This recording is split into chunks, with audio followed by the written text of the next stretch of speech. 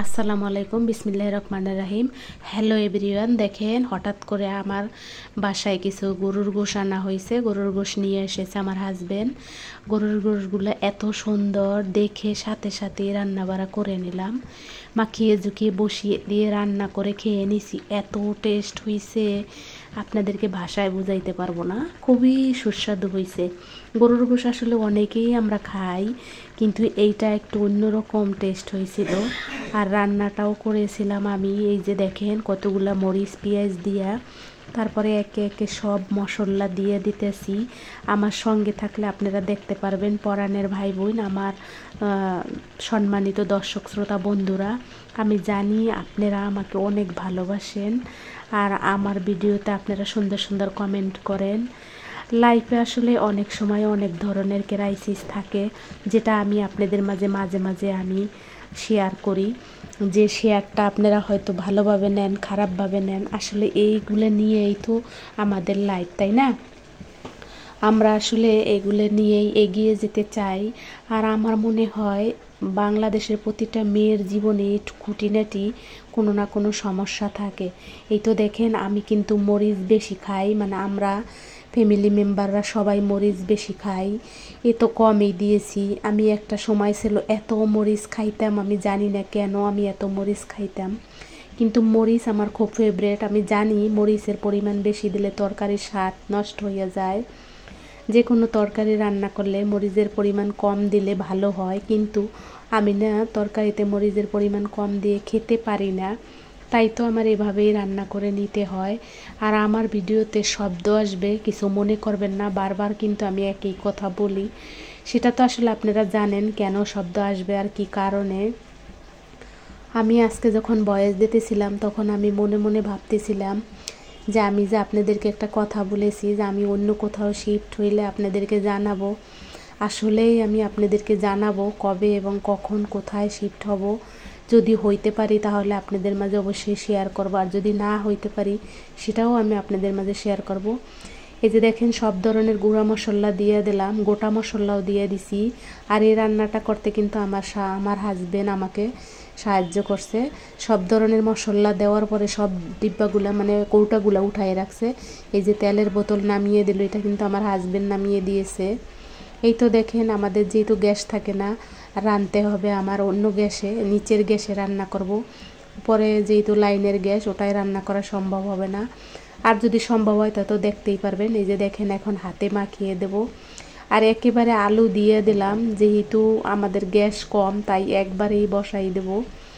এভাবেই কিন্তু আমি রান্নাটা সেরে নিয়েছিলাম। আর বাকি গোস্তগুলা আমি ফ্রিজে রেখে দিয়েছিলাম, কারণ যেহেতু একটু পরিমাণ বেশি, সব তো একবারে খাইতে পারবো না। তার কারণ তো আপনারা জানেন, যারা আমার পরাণের ভাই বোন তারা তো জানেন যে কেন আমি এতগুলা গোশ একবারে রান্না করতে পারবো না, কেন আমার তুলে রাখতে হবে।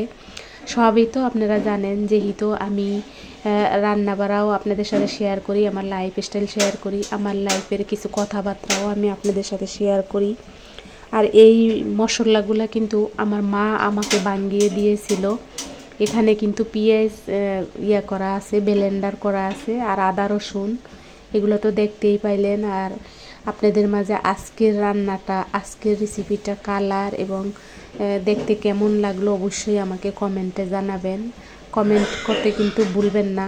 আর আশেপাশে যে ধরনের শব্দগুলো থাকবে এগুলা হয়তো আপনারা বুঝতে পারবেন যে আমি আসলে কোথায় আছি আর কিভাবে আছি। এই তো দেখেন দিয়ে দিলাম একটু আদা, মানে গলে নাই, তারপরও একটু খুচে খুচে আমার হাজবেন্ড উঠিয়ে দিয়েছে, দিয়ে দিলাম। যদি বেশি দেরি করি তাহলে আমাদের এত ক্ষুধা লেগেছিল যে আমরা আর দেরি করতে পারতেছিলাম না, তাড়াতাড়ি রান্না করব এরকম একটা ব্যাপার স্যাপার ছিল। খুব দ্রুত দ্রুত রান্নাটা সেরে আমরা কিন্তু খেয়েছি। তারপরেও কিন্তু আমাদের প্রায় 11:30 বেজে গিয়েছিল। এভাবে রান্না করে তাড়াহুড়া করে আমাদের খেতে খেতে 11:30 বেজে গেছিল। আর আমি যেহেতু পরে ভয়েস দিছি, আমি জানি তরকারিটা খুবই স্বাদ হয়েছিল, খেয়ে তারপরে ভয়েস দিয়েছি, এজন্য আমি তরকারির স্বাদটা বুঝতে পারছি, গরুর গোস্তর স্বাদটা আমি বুঝতে পারছি, দেখে আমি আপনাদের মাঝে শেয়ার করলাম।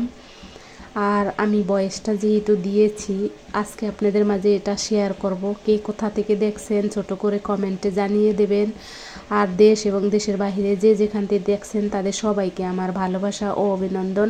সবাই ভালো থাকবেন। এই যে দেখেন, এখানে কিন্তু আমি কষানো হয়ে গেছে, এখন একেবারে ফাইনাল কষানো এটার পরেই কিন্তু আমি ঝোল দিয়ে দেব। আর এখান থেকে কিছু মাংস গোস্ত তুলে নেব, যেটা হইলো আমরা কষানো মাংস খেতে পছন্দ করি ফ্যামিলি মেম্বার সবাই। তাই তো কিছু মাংস অফ ক্যামেরায় উঠাইতেছি, 2-1 পিস দেখা যাবে, বাকি আর অফ ক্যামেরায় তুলবো, সেগুলো আমরা অফ ক্যামেরায় খেয়ে নেব। খাওয়াটা আপনাদের মাঝে শেয়ার করতে পারবো না, সরি, কখনোই শেয়ার করিনি, করতে পারবো না, হয়তো ভবিষ্যতে কোনো একদিন করব। দেখতে থাকলে অবশ্যই একদিন দেখতে পাবেন। আর এই যে দেখেন, এরপরে কিন্তু আমি পানিটা দিয়ে ঝোল দিয়ে দেবো। এই যে গরম পানি করেছিলাম, গ্যাস যেহেতু কম, এই যে এভাবেই রাঁধতে কিন্তু অনেক সময় নিয়েছিলাম যেহেতু গ্যাস কম। তারপরেও মানে মোটামুটি আমি শেষ করে তারপরে আমরা খাইতে একদম আমাদের 11টা বেজে গেছিলো। আর আমি বয়েস যখন দিতেছিলাম তখন আমার ভিতর থেকে একটু কেমন জানি কাঁপা ভাব ছিল, একটু ভয়ও লাগতেছিল। যাই হোক, সব মিলাই আজকের রেসিপিটা কেমন হয়েছে কমেন্টে জানাবেন। আর সবাই ভালো থাকবেন, আমার জন্য দোয়া করবেন, আমি যেন সামনে এগিয়ে যেতে পারি আপনাদের ভালোবাসা নিয়ে, আপনাদের স্নেহ নিয়ে। আর আপনারাই তো আমার সব কিছু, সম্মানিত দর্শক শ্রোতা বন্ধুরা, সব কিছু কিন্তু আপনারা, আমার এই চ্যানেলটার পিছনে সব কিছু কিন্তু আপনারা কমেন্ট করেন, দেখেন, তাই তো আমার চ্যানেলটা এগিয়ে যাচ্ছে আপনাদের ভালোবাসা নিয়ে, আপনাদের দোয়া নিয়ে, আপনাদের আশীর্বাদ নিয়ে। কত দেশের ভাই বোন আমার এই ভিডিও দেখে, কত দেশের ভাই বোন, পরাণের ভাই বোন আমাকে কমেন্ট করে, আমাকে অনেক সুন্দর কমেন্ট করে, যেটা দেখে আমি আসলেই অনেক মানে নিজেকে অনেক ধন্য মনে করি যে এত ভালোবাসা আমাকে দিয়েছে আমার পরাণের ভাই বোনেরা। এই তো দেখেন, এটা কিন্তু ফাইনাল লুক, একটু ঝোল ছিল। সবাই ভালো থাকবেন, আসসালামু আলাইকুম, আল্লাহ হাফেজ।